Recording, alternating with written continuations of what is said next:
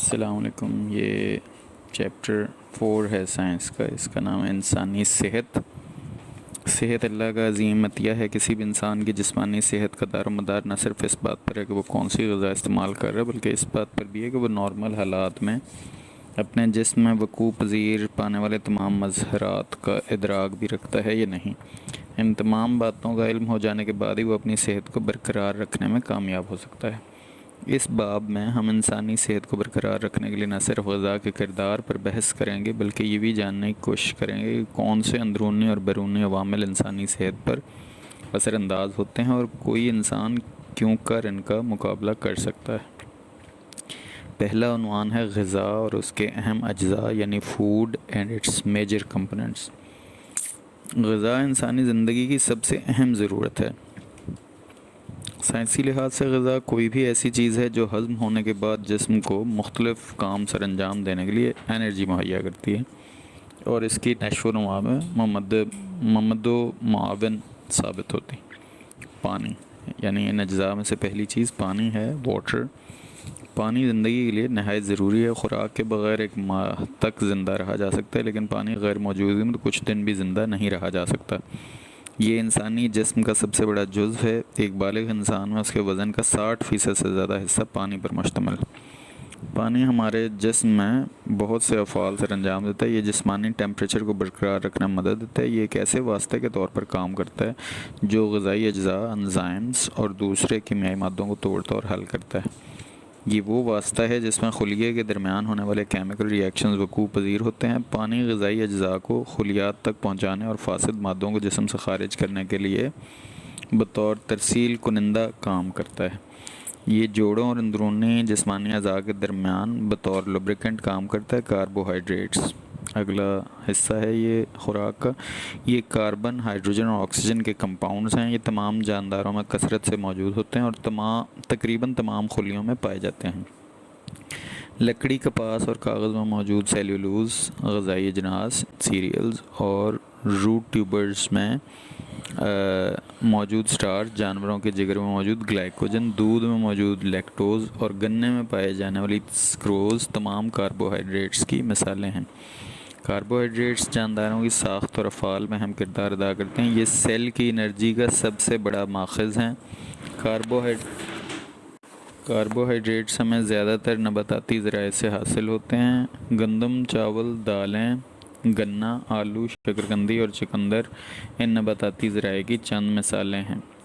اگلا جزو ہے فیٹس اور آئلز۔ روغنیات کی دو قسموں یعنی فیٹس اور آئل میں تقسیم کیا جاتا ہے۔ فیٹس عام ٹمپریچر پر ٹھوس جبکہ آئلز عام ٹمپریچر پر مائع ہوتے ہیں۔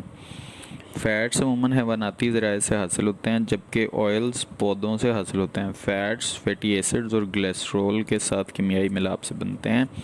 چربی، گھی اور مکئی کا تیل روغنیات کی عام مثالیں ہیں۔ فیٹس ہمارے جسم کو انرجی فراہم کرتے ہیں۔ کاربوہائیڈریٹس اور پروٹین کی نسبت ان میں زیادہ انرجی موجود ہوتی ہے۔ یہ جسم کو چربی میں حل پذیر یعنی فیٹ سولبل وائٹامنز اور فیٹی ایسڈز فراہم کرتے ہیں۔ یہ جلد کے نیچے اکٹھی ہو جاتی ہیں اور جسم کا ٹمپریچر برقرار رکھنے میں مدد دیتی ہیں۔ دل، گردہ اور دوسرے اعضاء مثلا آنتوں کے گرد جمع ہو کر ان کو زخمی ہونے سے بچاتی ہیں۔ پروٹینز اگلا جزو ہے۔ جسم میں پانی کے بعد سب سے زیادہ مقدار پروٹینز کی ہوتی ہے۔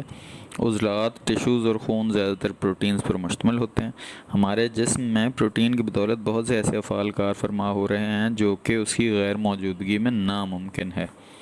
در حقیقت پروٹین ایسے پیچیدہ مولیکیولز ہیں جو کہ سادہ کیمیائی کمپاؤنڈز امینو ایسڈ سے بنے ہوتے ہیں۔ امینو ایسڈز آپس میں چین کی صورت میں ملے ہوتے ہیں۔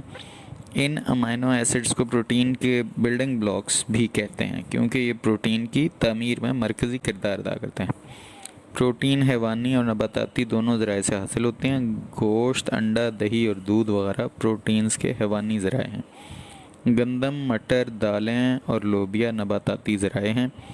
یہ سیلز اور ٹیشوز کی ساخت کو تعمیر اور سہارا مہیا کرتی ہے۔ جسم کی نشو و نما اور توڑ پھوڑ کی مرمت کے لیے بھی اہم ہوتی ہے۔ جسم میں کیمیائی تعاملات اور افعال کو کنٹرول کرنے والے ہارمونز اور انزائمز بھی پروٹینز ہوتے ہیں۔ بعض پروٹینز جنہیں اینٹی باڈیز کہتے ہیں جسم کو بیماریوں کے خلاف قوت مدافعت فراہم کرتی ہیں۔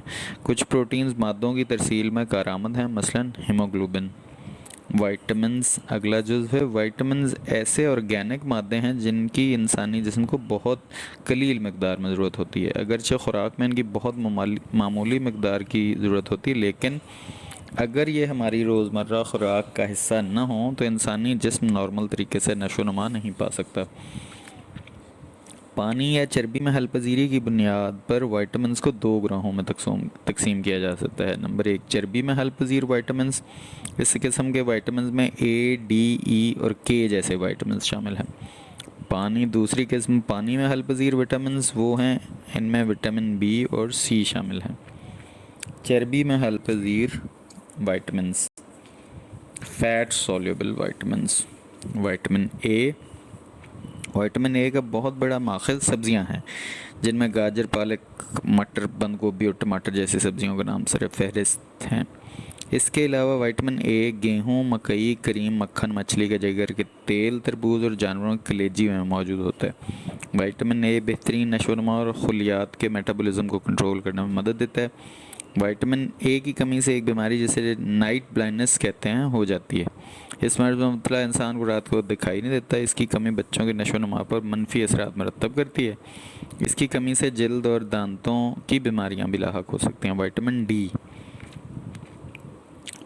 ڈی حاصل کرنے کا سب سے بہترین ذریعہ سورج کی روشنی ہے۔ انسانی جلد سورج کی روشنی میں وائٹامن ڈی خود بناتی ہے۔ اس کے علاوہ وائٹامن ڈی مچھلی کے جگر کے تیل، دودھ، مکھن، کریم، انڈے کی زردی سے بھی حاصل کیا جاتا ہے۔ اس وائٹامن کی مناسب مقدار ہماری خوراک میں شامل ہو تو ہمارے جسم میں ہڈیاں بننے کا عمل، کیلشیم کو جذب کرنے کا عمل اچھی طرح وقوع پذیر ہو سکتا ہے۔ وائٹامن ڈی کی کمی کے باعث ہڈیاں نرم، کھوکھلی اور ٹیڑھی ہو جاتی ہیں۔ اگر یہ بیماری بچپن میں ہو تو اسے رکٹس اور اگر بالغ عمر میں ہو تو آسٹیومیلیشیا کہتے ہیں۔ وائٹامن ای کو بیجوں کے تیل، گندم اور انڈوں سے حاصل کیا جاتا ہے۔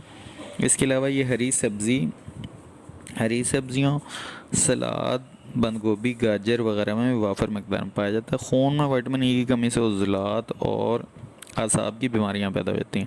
اس کے علاوہ بانجھ پن کی بیماری بھی پیدا ہو سکتی ہے۔ وائٹامن کے اس کو پالک اور دوسری سبز پتے والی سبزیاں حاصل کیا جاتا ہے۔ اس کے علاوہ گوشت میں معمولی مقدار میں پایا جاتا ہے۔ یہ وائٹامن خون کے جمنے میں مدد دیتا ہے۔